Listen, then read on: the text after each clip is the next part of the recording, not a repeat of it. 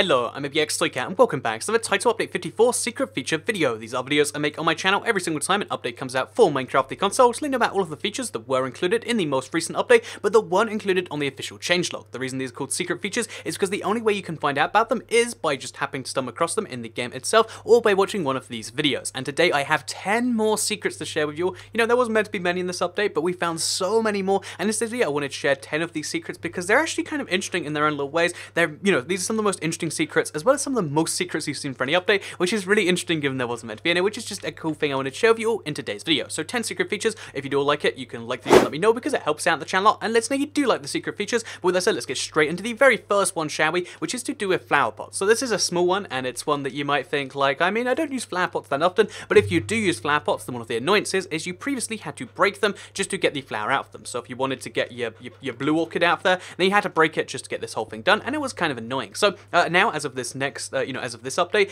you can actually get the flower out of there just by left triggering it, just like this. So we put the flower out of there, put it in there, take it out of there, put it in there. This is something you can now do with any flower or any flower potted plant, which just makes it so much more convenient if you have a bunch of these in a row and you want to use it for like a code or a pattern, or just anything like this where you want to have lots of flowers and you don't want to have to break them. You can make your whole life a little bit easier by using the flower pot left trigger method, which is now possible. So boom, now you can place any flower you want in any flower pot you want, just in and out really easily. Left trigger flower potting is now possible. Let's move on to the second secret feature. This one is one I really love because I guess it makes sense when you think about it, but the fact that some developer had to then think about this one and then make it happen is just really, really amazing, because it is to do with the creepers. So creepers, when they explode, they make a big boom. I'm sure you're familiar with the idea, but as you can see, you might not know that if you actually now attack them with a potion, so let's use the potion of waterproofing as an example, and then they explode, they'll actually make a lingering effect. This kind of makes sense given the lingering potion, but it's still really cool to see an effect. So again, you might not believe that because it sounds so like fictiony, right? But if I throw a potion of waterproofing at this creeper and then it infects him, like it's just going to do right there,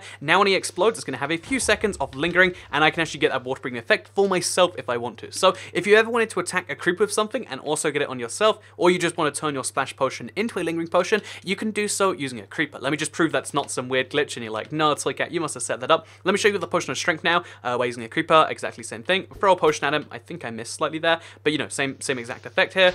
It blows up, and then there's this big strength I can get, and now I have both strength and waterproofing. Really, really cool secret feature if you ask me, and I love that it exists in the game. The third secret feature is to do with Endermen, and it's the splash water bottle again. It strikes again. It has another use in the game, not a very strong one, but you can actually now, if you want to, use a splash bottle of water on the Enderman, and it's one of the very few attacks in the game that won't actually, make the Enderman flinch. As you can see, I attack him. It does one part of one damage point, so you need 40 water bottles to kill the Enderman, but it can damage him and he won't teleport away. So there is some magic world where that is actually making sense to someone. Obviously that requires 40 gunpowder, so you wouldn't want to do it, but still, splash water bottles now very slightly less useful one more time. Isn't that amazing? I think it is. So let's move on to the fourth feature you can get as of this update, and it's one that's mostly for creative players only, but you can do it in if you can do it in survival if you've been in creative, but mostly for creative players. You can now pick block farmland. So if you have farmland and you want to pick block it, you can now use that button and you'll get some farmland from it. So I did this in creative earlier, but I believe you might be able to do a silk touch, but now farmland exists as a block is the point I'm trying to make, and that means if you want to just like plant farmland down, then you can now do so. So yeah, you can do that. Obviously it's kind of interesting. You can get farmland as a block itself.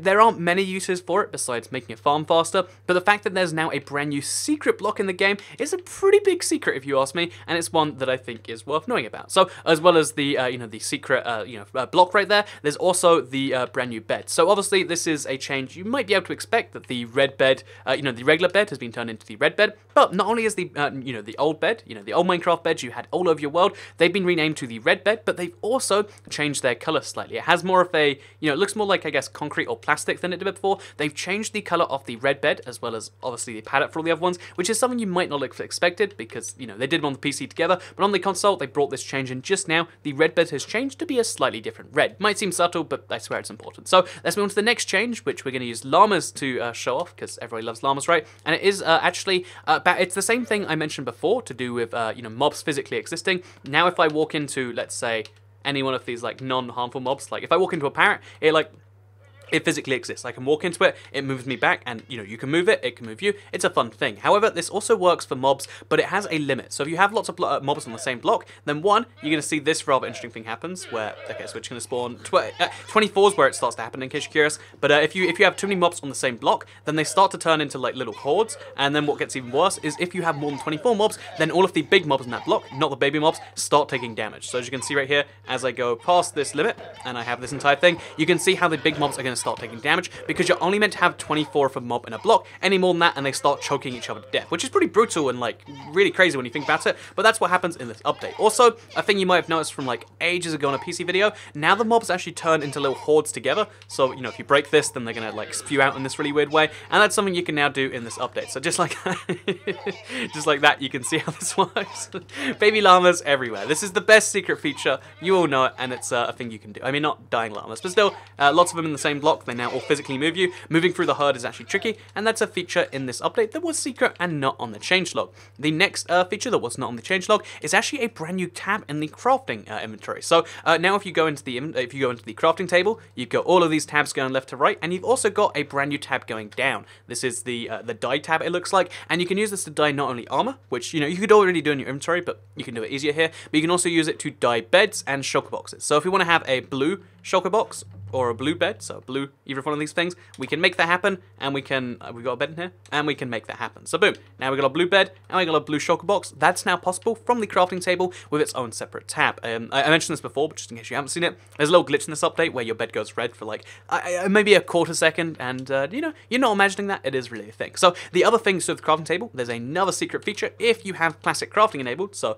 if you play the PC way, which I know maybe like, 33% of people do, it's like some decent minority, then what will actually happen is if you're crafting something, let's say you're crafting, I don't think I can craft anything from like gold here, but let's pretend we were crafting this magical brand new item that looks like this, and if you got halfway through crafting before, what would happen is you'd spew the items onto the floor. It'd be really, really annoying, but now, as of this update, if you press B, then the items come back into your inventory where they were before. This is such a logic, I'm so glad this changes here. The number of times I've been crafting like wood, got like hit, and then threw the stuff on the floor, it's just anger inducing, and now it's finally fixed. If you classic craft, the crafting's better. If you regular craft, the inventory's better, and it's cool that they did that for both systems at the same time. There is a change to both crafting, and they're both a bit better. Boom, two brand new secret features, number 7 and number 8. Let's move on to the 9th secret feature, which is really dull to actually see, but it actually has like some purpose, but still, I want to point it out because it is a secret feature. You can now rename armor stands. You might think, oh, that's exciting, I'd love to see armor stands with their name on. However, because of the way armor stands work, they have a tag inside, I think it's an MBT tag,